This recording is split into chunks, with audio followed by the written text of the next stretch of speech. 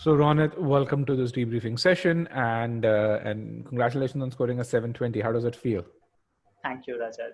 Feels amazing. Every penny, every effort has made it count. I feel amazing.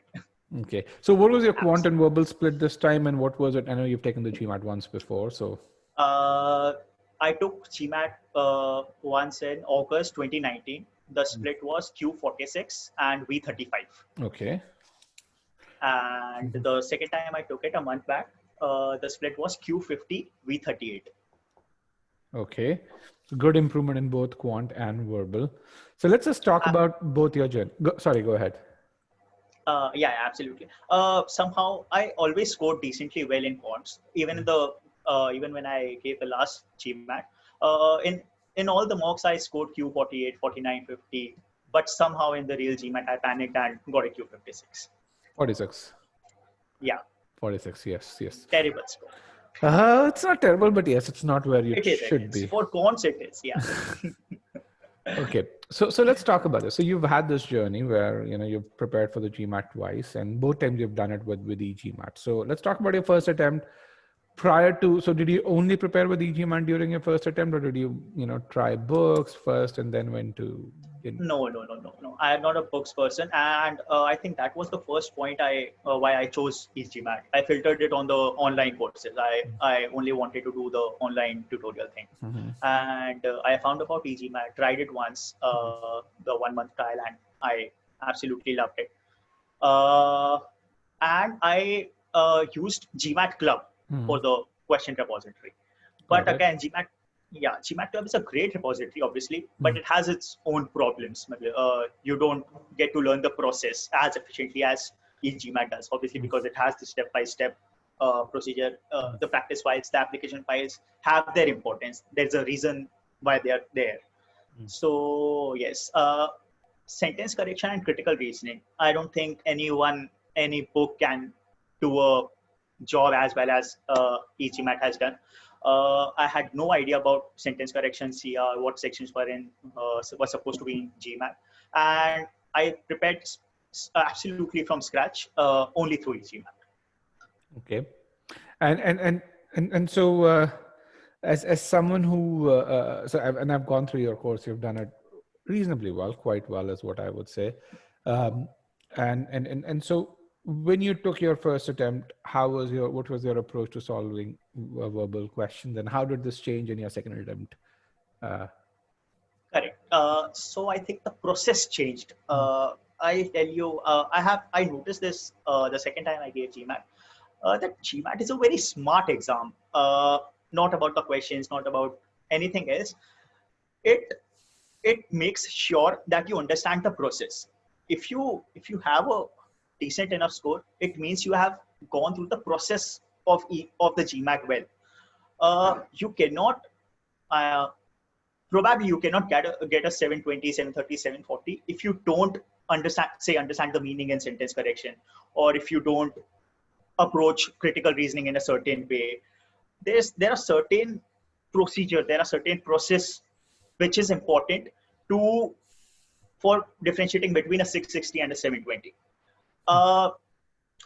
Now, for the second time, I took Scholaranium, the GMAT Scholaranium. I think that made a huge difference. In fact, I took the e-GMAT Scholaranium only 21 days ago. Yeah, I know. I saw that. It's like you took 1 month Yeah. subscription for the second time, and Yes. that was enough for you because you already had that foundation. I mentioned it before, but this had to be my last attempt, and I wanted to give in everything I could. I've already invested enough, but I did not hesitate to, because I've heard a lot about Scholaranium, and I went for it. And So how did Scholaranium? So Scholaranium, let me just explain for others. I think for you also, we don't do a good job. Scholaranium is composed of two words: scholar and cranium. Cranium is your brain. Scholar is you as an individual. So it's supposed to make you smarter.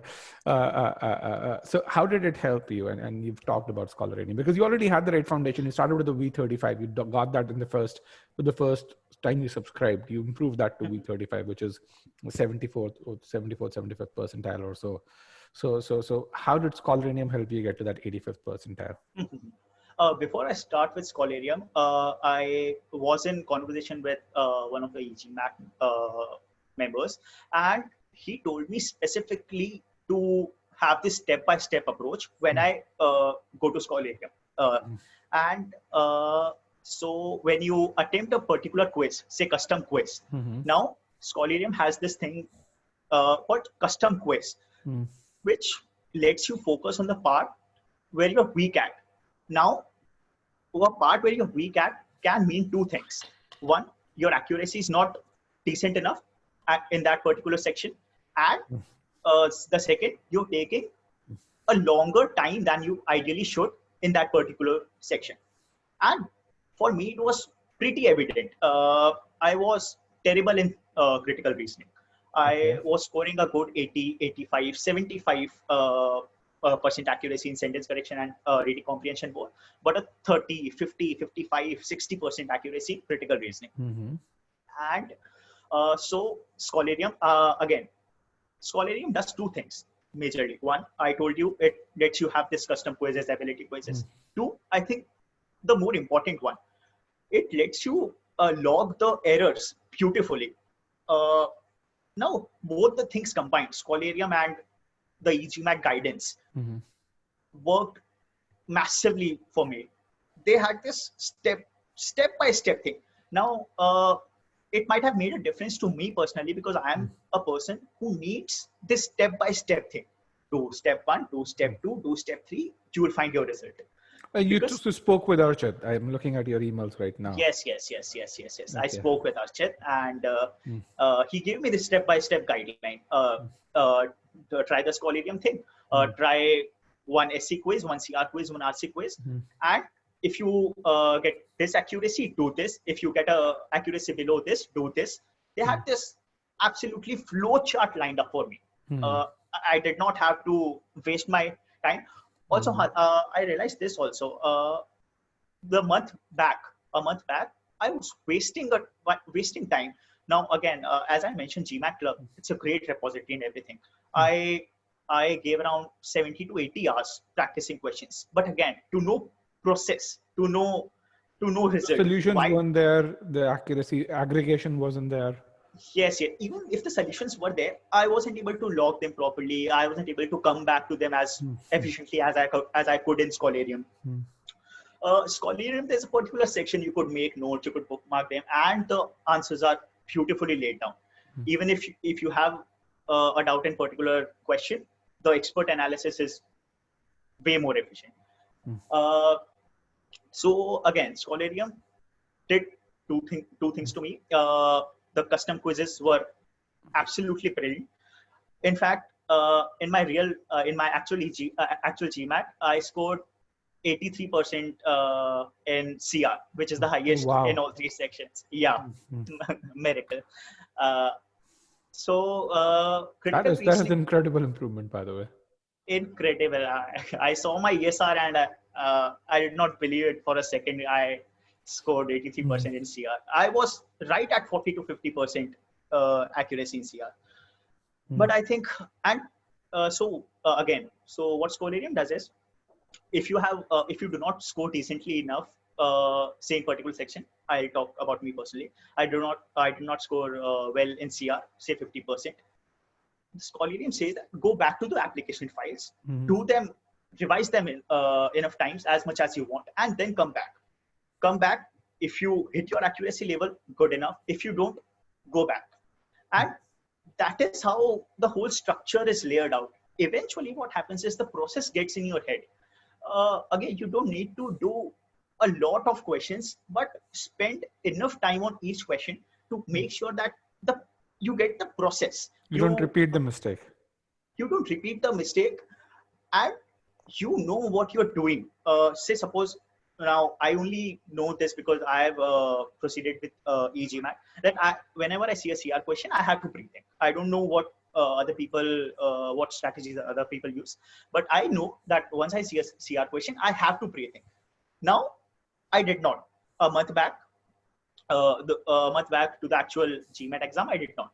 I spent around 1.5 minutes reading the question, trying to pre-think, and eventually I figured out. No, let's go to the answer choices and then I'll filter them out. It is very important to stick to the process. If you waste 3 minutes, 3.5 minutes, 4 minutes in practice, do it. It doesn't matter. Eventually, you will get to the process. Eventually, what will happen is you'll pre-think in 1.5 minutes and you'll eliminate the answer choices in the next 20 seconds. So you'll save the time anyway. Just be honest So I with the want to ask you process. this one question. So when you say during practice, spend those 3.5, 4 minutes, and you went from those spending those 3.5, 4 minutes to actually getting down to that 90 seconds to be able to pre-think. What do you think transpired between that time when you were spending 4 minutes to you being coming down to those 90 seconds? I mean, how did that transformation happen for you? Again, just trust the process. When you go through the when you go through the practice files, when you go through the application file, you analyze each and every mistake, analyze and note down each mistake and come back to it. So what I followed is I practiced for 5 to 6 days, and whatever mistakes I logged in for those 5 to 6 days, I revised it on the 7th day. I revised it every other while. So what happens is you tend to go back, you analyze your mistakes, and then somehow the process gets in. For example, when I saw some bold-faced question, somewhere I gave up already, even before reading the question, because I had it in mind. I'll not be able to pre-think. I'll not be able to derive. I'll not be able to arrive at a conclusion. But then I attempted 10 questions. I had a terrible accuracy. Came back to it. Knew what my mistakes were. Knew what the process was. Identified the conclusion. Know what the first boldface is playing. Know what the second boldface is playing. Correlated with the conclusion. Now this process gets in your head. If it doesn't get to your head in the first 10 question, it will if you come back, analyze it, and do it again. It might happen that you will get a terrible accuracy in the second attempt too, but just trust the process. Just know what is the procedure you have to deploy. You have to identify the conclusion. You have to know what the first boldface is playing. Just know the process, and eventually after practicing, after spending 3 to 4 minutes, say on 10, 12, 20, 40, 50 questions, you get at a point where the conclusion will be evident to you, where you will know. I think I want to just add a couple of things to it. It's a really great thing over here. And because there'll be others who will be watching, the key to doing this is not just solving questions blindly, but spending that time for review after the first 10 questions, spending that time for review. Absolutely. So again, this was one of the suggestions given by Archit, that not only note down the question you answered incorrectly, but also where you spend those 3.5 minutes, 4 minutes. And why did you? Tell me if you were confused in two options. Because being confused in two options has not to be taken lightly. It means that there is an application gap. Go back to that application file. If it is happening frequently, go back to that application file. You'll realize that there is one thing that separates that correct answer choice from the incorrect one. So noting down these questions where you're spending ideally more time than what you should is as important as logging down those incorrect questions. Incorrect questions, it is easier. I'll say it is easier to rectify. But bringing down those 3.5, 4 minutes to 2 minutes is as important, or probably more important. It requires more analysis. It requires to identify why that happened. Because when you made a mistake, you can really say, okay, I made a mistake here. Correct, identifying that mistake is easier. But correct. Also from a mental standpoint, we as humans don't tend to look at questions that we solved correctly, even though we may have taken longer. To really say, I should spend time on critically analyzing this. There's that mental willingness that needs to be there. Yes. And now I knew that I had to follow a process. I'll follow a process. If it gets me result, good enough. If it doesn't, okay. But I need to follow a process. If this is the thing that even after spending 3.5, 4 minutes, I have to go back. I have to analyze it. I have to note down how I faltered in applying the process. I'll do it, and I rigorously noted down everything, even on the online portal thing, the notes thing, and even in my notebook. this is why I faltered out. This is why, and I came back to it every 2 to 3 days, and that is how the process eventually getting started getting into my head, and the 3.5, 4 minutes came down to 1.5, 2 minutes. Got it. Okay. I am glad that you stuck out with this. And the fact that you're an entrepreneur, I think it just shows you need that mental toughness to get to, to get the job done. Okay. So let's talk about your next step. We've talked about the GMAT. Let's talk about what you want to do next. Now you are in your own family business. You're based in Jodhpur. You are in Jodhpur right now. You graduated last year. Overall, and for you, your goal really is to work in the family business for another year and a half and then go for your MBA. Correct. Well, I would say it probably will have to be a year or 2 years given the fact that we are in September. So Yes. well, year and a half, because if you apply, you're going to be applying next year, right? Is what I'm assuming. Next year, I'll be applying next year. Absolutely. Applying. So it'll be 3 years by the time most likely when you join. So your questions really were, okay, your business and your primary purpose of doing an MBA is you want to really say, okay, you have run a 50-person company right now. How can you expand that to a 5,000 person company? How the management challenges seem daunting, not yeah. Correct. And somehow I can do it in say 10 years, but I want to know how I can do it in the next 5 to 6 years. The efficiency part I want to get in. I don't think it's just the efficiency. It's also about setting those processes and processes that work for, I mean, we see the same thing. Processes that work for 10 people don't work for 30. For what worked for 30 people don't work for 50 or 100. So you also have to mature those processes, and overall the pace at which change happens also needs to change. Overall, there's a lot more inertia built into the system.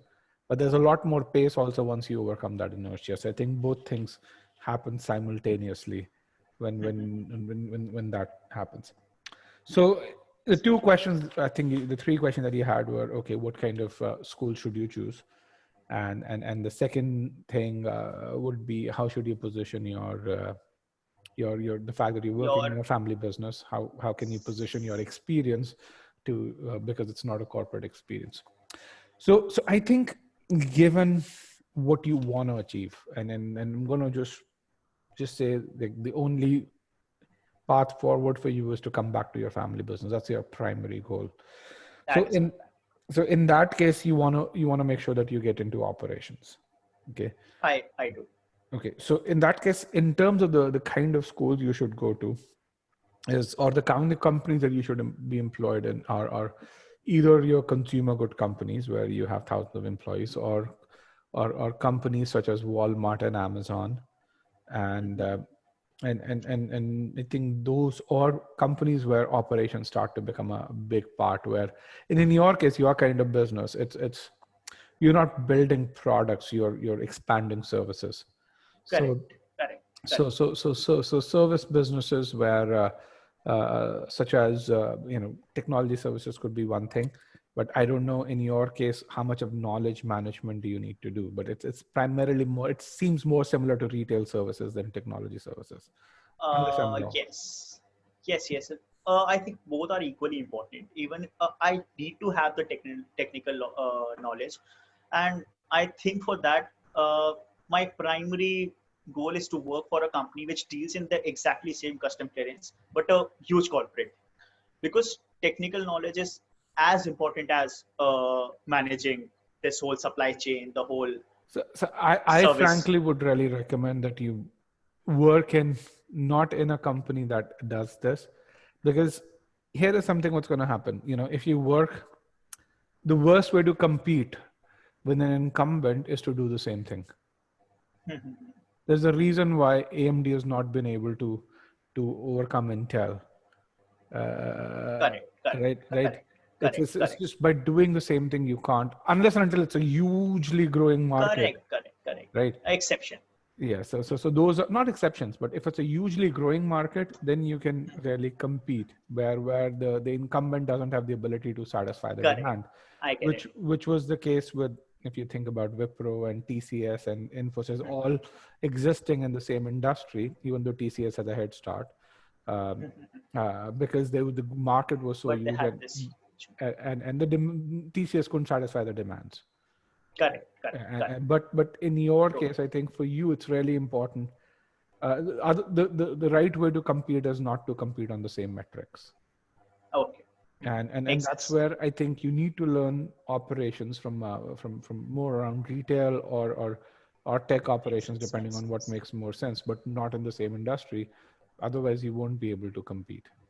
Correct. Makes sense. So because an incumbent would always have more reach, more power, better operations. You can't set up their operations better than they have set up their operation in the same way.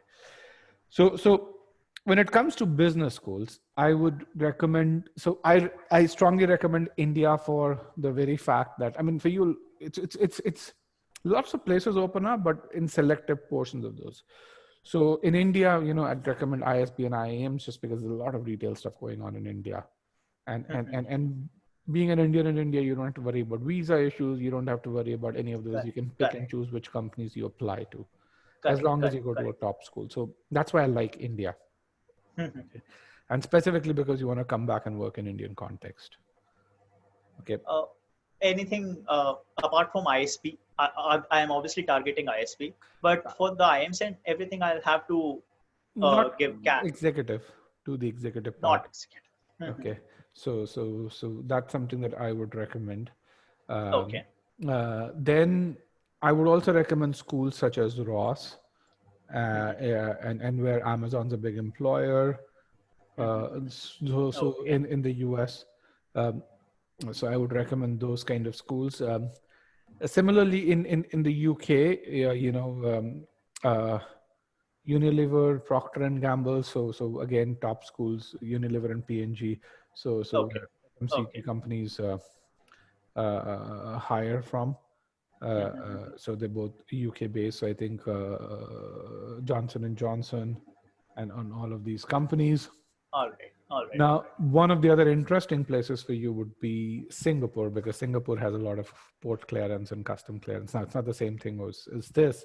The laws are not as complex as they are in India, but you're talking about larger companies over there. So much larger companies. Correct. So that's, absolutely. I think for me, when I look at that, that's another good place to be in. All right. So also, does it mean when you go study in Singapore, you should look for jobs in Singapore? Yes. The idea really is the reason why you go and study somewhere is you could go look for jobs locally. All right. So that's why, I mean, a place such as Ross would be very useful because Amazon is the largest employer at Ross. A bunch of places where Amazon hires from or where Walmart hires from. So that's kind of what my thought process would be for this. So that's how I would go about choosing schools. Let's say which companies would give me that kind of experience, which schools give me the kind of, so even with that kind of experience, you have to filter it out to really say, okay, where do these companies hire from overall? So that gets you the filter. And looking at what you want to do, it's operations where I think more than finance that you care about, given who you are. So that's how I would filter it out. All right. So, and so I'll look at the potential employers, then narrow down the schools. All right. The likelihood part over there. Now, with regards to how you should position your family business, right? I think the key thing over there is, and especially with family business, there are a few metrics that you would look at. What innovations did you bring about in your processes where you were there? What challenges, and innovations would always come from challenges that you face and how you overcame those challenges. Correct. So that's one area. The second thing would be the recommendations, validation for those innovations, because the biggest struggle is validation. Why? Because if you are the owner of a business, absolutely. How do I get the validation? How do you get the validation? And which is where your customers, your long-term customers, would really be a really good means to validate that, good recommender as well. So if you have a relatively known customer who can really vouch for how you brought about changes in the processes and how those changes help them do their business better.